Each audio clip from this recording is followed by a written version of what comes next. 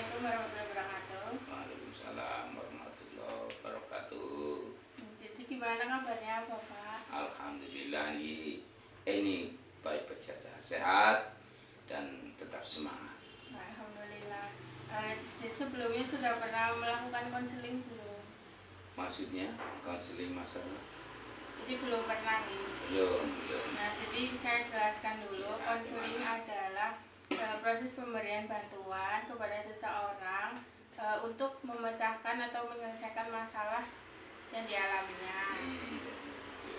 Nah, nantinya konseling ini berjalan selama 15 menit dengan ada beberapa asas, yaitu yang pertama asas keterbukaan. Jadi bapaknya bisa bercerita apapun yang sedang dirasakan atau ada yang kendala bisa diceritakan dan bersifatnya rahasia. Jadi nanti yang ceritanya rahasia ya cukup, bukan, maksudnya ceritanya rahasia. Bapak bisa bercerita tentang apapun, tapi ceritanya cukup sampai di sini, nggak disebarluaskan. Berarti misalnya aduh utangnya lagi jatuh tempo misal gitu ya, Iya, itu bisa itu. Bisa. Nah, solusinya nanti dikasih uang banyak untuk nyarutang itu sama Mbak. Ya, Ini uang itu ini saya udah cerita kan, solusinya kan ada uang, berarti dikasih uang nanti ya. Ya, nanti kasih solusi yang Gitu. Asik. Dan sebelumnya saya mau tanya, untuk kesehariannya Bapak bagaimana? Apakah masih bekerja atau? Saya sehari-harinya biasa aktivitas dari mulai jam 4 bangun, jam 4 siap-siap, persiapan mandi, terus siap-siap ke pasar, ada subuhan dulu, nanti ke pasar, aktivitas mulai buat kewajiban sebagai kepala keluarga itu sampai sore. Itu udah aja, biasanya sampai sore jam 5 mulai sampai jam 3. Jam 3 istirahat sebentar, setengah 4 kita kadang hiburan, main burung merpati itu. Ya, itu terus. Nah, untuk di pasar itu jualan atau apa? Di pasar itu jualan kecil-kecilan. Nah, ada cabai, bawang, brambang itu ya, jenis bumbu. Untuk hobinya kan tadi bermain burung merpati, selain itu mungkin suka olahraga atau? Olahraga dari kecil saya, dari muda saya hobi saya itu jogging, sport. Sekarang bukan sport, cuma yang rutin berhubung udah usia kita kan, berusia kita katakan udah 40 ke sini, kita pilih. Dia senang bola sekarang disisikan, berhubung resiko ada benturan. Sekarang kita lainnya ke main badminton. Ya, badminton rutin itu. Nah, kadang 2 kali seminggu, kadang 1 kali. Tapi yang insya Allah rutin gitu. Jadi olahraganya menyesuaikan kondisi tubuh. Insya Allah berusaha bisa kira-kira badan gimana itu.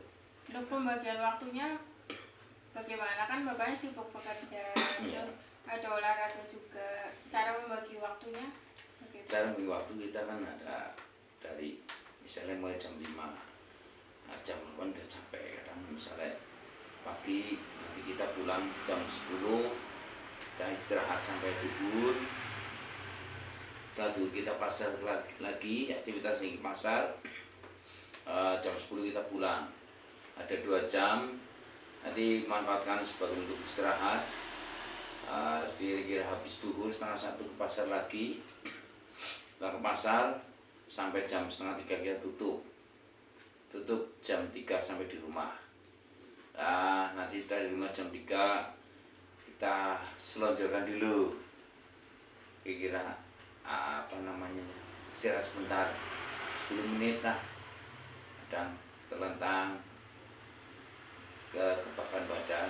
Setelah itu kita main, ada waktu cuaca bagus main burung dara itu.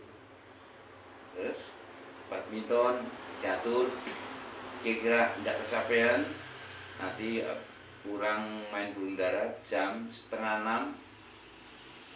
Setengah 6 kita itu persiapan, udah beres maghrib, setelah maghrib istirahat lagi.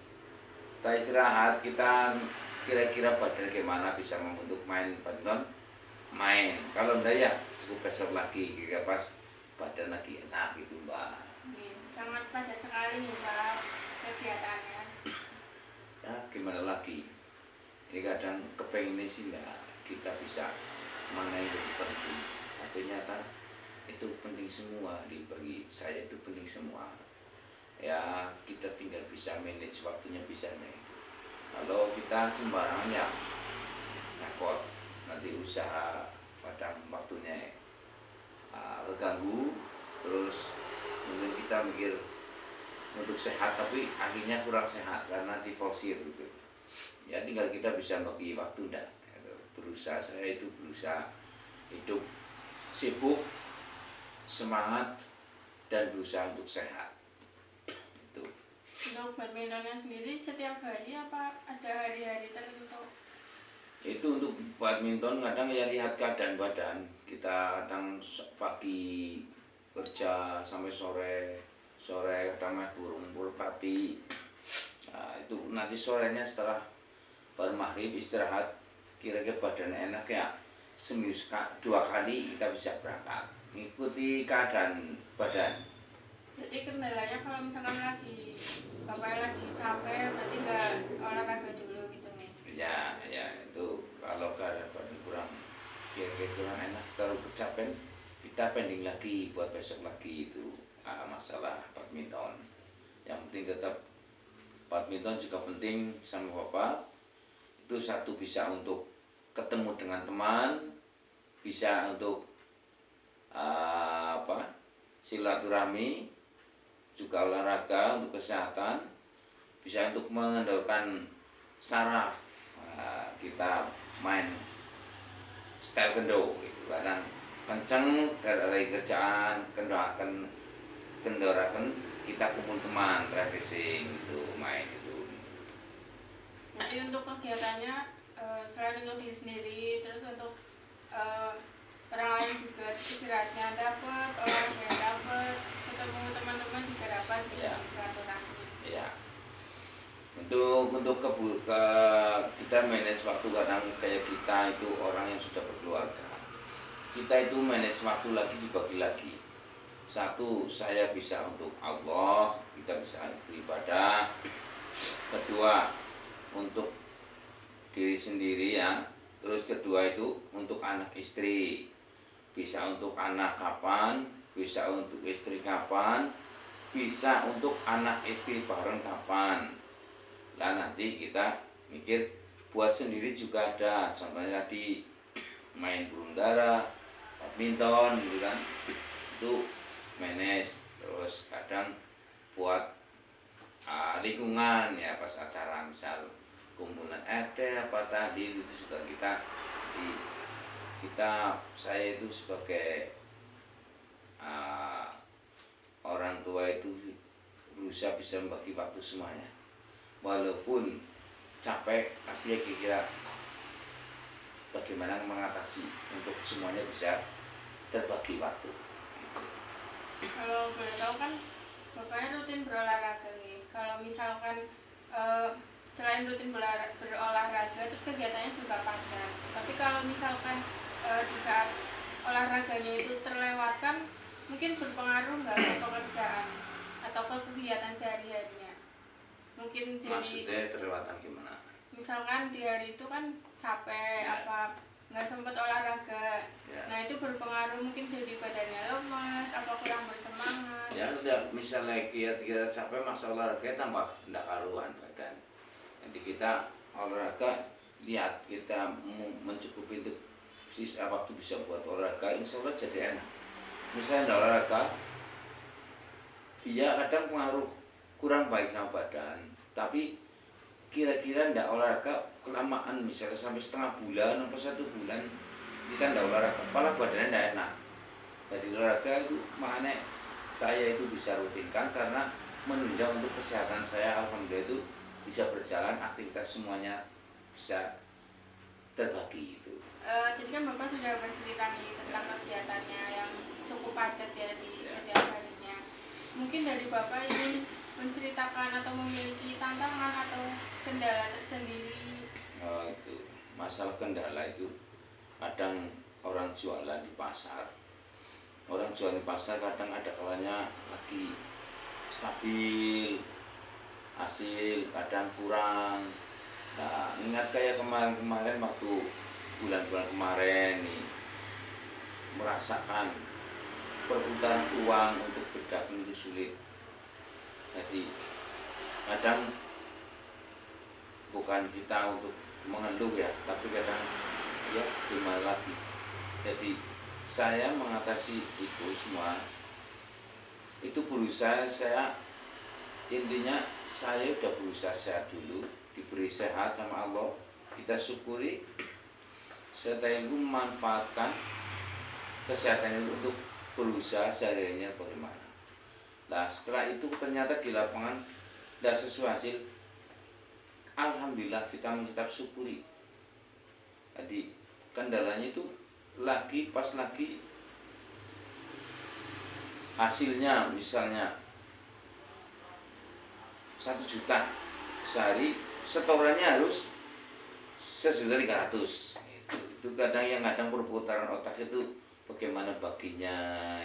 Ini dapat segini yang harus dibagi 1.000 dibagi, yang harus dibagi 1.300 apa 1.500. Itu kadang kita itu Mbak, ada jadi kadang masalah akhirnya masalah penjualan sehari kadang yang kita menuntut itu ya kadang jadi ganjalan untuk membagi kita, katakan bisa kebagian semua itu. Jadi untuk masalah utamanya lebih ke ini ya, jualan, terus ke perekonomiannya Iya. yang perputarannya Iya. gitu nih. Tadi kan untuk mengatasinya lebih ke bersyukur gitu nih. Selain itu untuk mengatasi hal tersebut itu kan dari internal, dari Iya. dalam diri. Iya. Mungkin dari faktor lain atau faktor dari luar apa yang untuk mengatasi hal tersebut? Udah begini, kadang kita udah janjiin karena dapat 1.000 kita harus bagi 1.300 tiap kali. Orang sekarang yang narik 3, yang datang katakan 5. Orang 3 uang 1 juta pas, tapi yang katakan 1 juta masih lebih 100, tinggal yang 2 datang. Kita jadi hadapi semuanya, terus kita terang-terangan aja, kita terus terang sama orang yang bersangkutan bahwa saya maaf, dari ini saya belum bisa ngasih uang sama orang tersebut. Paling gitu Mbak, saya hadapi, dan insya Allah itu tinggal besok bagi lagi. Kita orang itu bagi buat besok. Jadi kita simpan. Yang 3 bisa beri, yang 2 kita pending dengan kita katakan rembuk yang enak lah. Itu nanti insya Allah sana juga tanggapannya positif.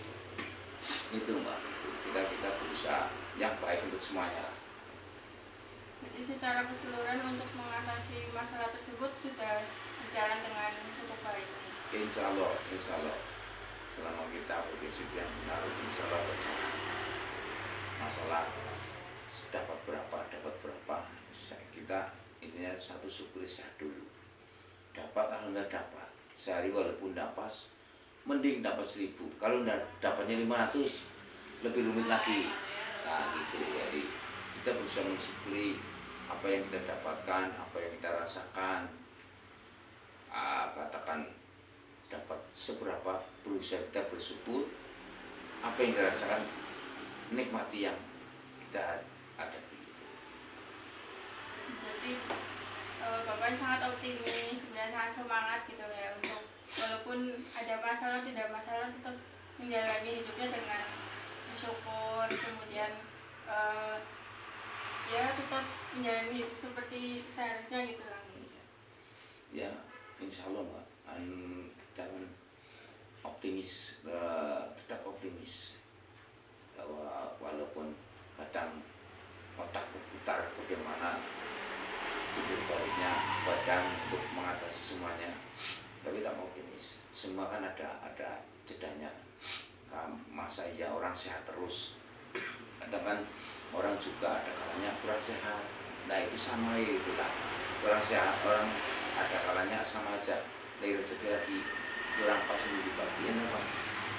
Biar optimis, positif thinking aja kepada Allah, itu jalannya. Tetap yakin ada jalan, optimis. Bismillah, kita niati ibadah semua itu, hadapi, nikmati dan syukuri. Itu berusaha dari prinsip hidup saya. Jadi langkah yang Bapak ambil itu sudah cukup baik kami, dan mungkin bisa untuk selanjutnya diteruskan dan ditingkatkan kembali. Nah ini berhubung waktu materinya sudah hampir habis, jadi apakah mungkin ada yang ingin ditanyakan?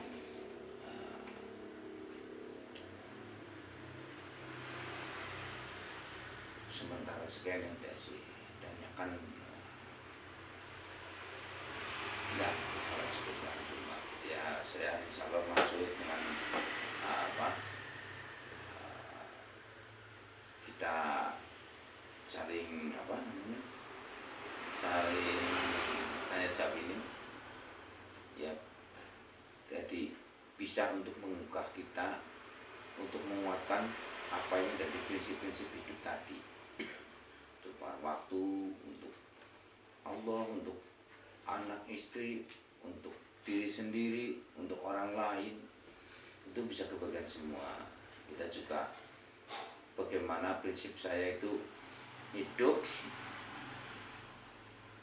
berprinsip yang benar dulu. Benar satu kepada Allah, dua kepada diri kita, orang-orang terdekat, terutama anak istri, ketiga baik kita kepada orang tua, empat kepada saudara, kelima kepada tetangga, keenam cara kita hidup, terutama jualan, bagaimana udah baik dulu. Masalah orang buat salah dosa itu lumrah, yang penting jangan jadi terlalu ceroboh. Tetap manusia tempatnya salah dosa, tapi berusaha. Kalau itu prinsip saya udah terlaksana, masalah 5 prinsip itu, yakin Allah akan memberi, tetap semangat. Jadi dapat saya simpulkan dari sesi konseling kali ini, yang pertama tadi untuk kegiatan Bapak yang cukup sibuk, Bapak sudah cukup baik untuk memanajemen waktunya, kemudian untuk mengatasi problem di kesehariannya juga sudah sangat baik. Terus untuk masalah yang selanjutnya berkaitan dengan perekonomian, terutama Bapak ini kan berjualan di pasar. Nah, untuk perputaran perekonomiannya, cara mengatasinya juga sudah baik. Jadi tadi ada 2, yaitu dari cara mengatasi dari faktor internalnya, kemudian eksternalnya juga sudah cukup baik. Nah mungkin itu saja yang dapat saya sampaikan. Terima kasih Bapak sudah meluangkan waktunya. Untuk sesi konseling berikutnya mungkin nanti bisa diatur kembali, atur ulang lagi jadwalnya. Nanti kalau Bapak ada yang disampaikan mungkin bisa di sesi konseling berikutnya. Ya, nanti kasih waktu aja, kabar-kabari, yang penting jangan berantem. Kadang mendadakan, kadang kita kan capek ya. Nanti kira-kira 2 hari lah, 1 hari sebelumnya ada kode, itu siap. Terima kasih Mbak juga, semoga sukses. Apa yang menjadi harapan cita-cita, bila anak yang soleh kepada orang tua, semoga apa yang jadi prinsip 5 tadi bisa dimaksud dan bisa diterapkan masalah Mbak, masukan bisa jadi masukan, ya alhamdulillah. Tapi itu mungkin kuat untuk hidup kita, untuk menjalani hidup ini. Insya Allah yakin Allah akan memberi jalan. kasih banyak Bapak. Ya, oke. Terima kasih sama-sama ya.